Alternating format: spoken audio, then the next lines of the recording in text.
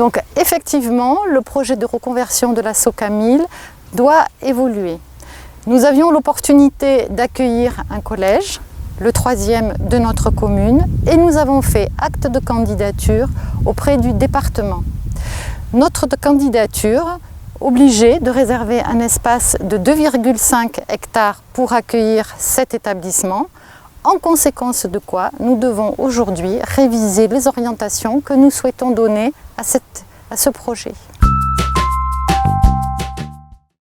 Alors, nous portons l'ambition d'un écoquartier, un quartier de haute valeur écologique qui intègre harmonieusement des logements, des services publics et des activités économiques. Cet écoquartier va bien évidemment accueillir des espaces verts et des espaces de nature, et en ce sens, il va profondément changer la physionomie du secteur, qui aujourd'hui est une zone totalement artificialisée et occupée par des hangars et des entrepôts. Par ailleurs, ce projet a intégré le programme Ville Agile, programme porté par la métropole, qui va étudier, expérimenter et développer de nouvelles formes de déplacement innovantes. La crise sanitaire, comme la résolution des défis écologiques, nous demande de penser la réorganisation de la ville, de bien articuler les besoins et les temps de vie de chacun. Ne doutons pas que cet écoquartier y répondra.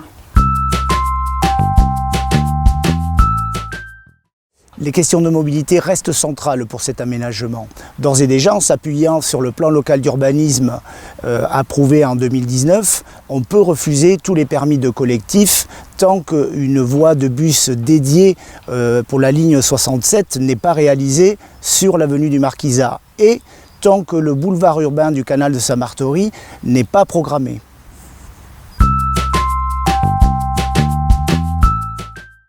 Notre plan d'urbanisme, le PLUIH, rentre dans sa première modification d'ici la fin de l'année.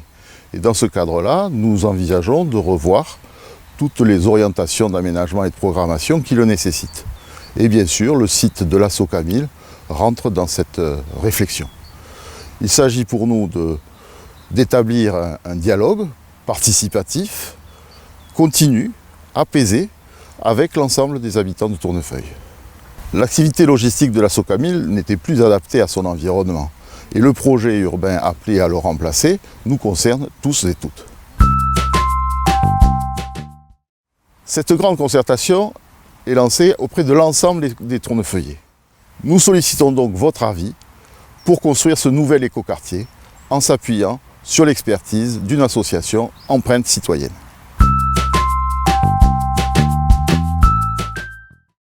Ce dialogue participatif commence par un questionnaire que vous retrouverez via notre site internet, notre page Facebook ou en version papier dans un courrier que vous recevrez début février. Il vous faudra le compléter d'ici le 19 février.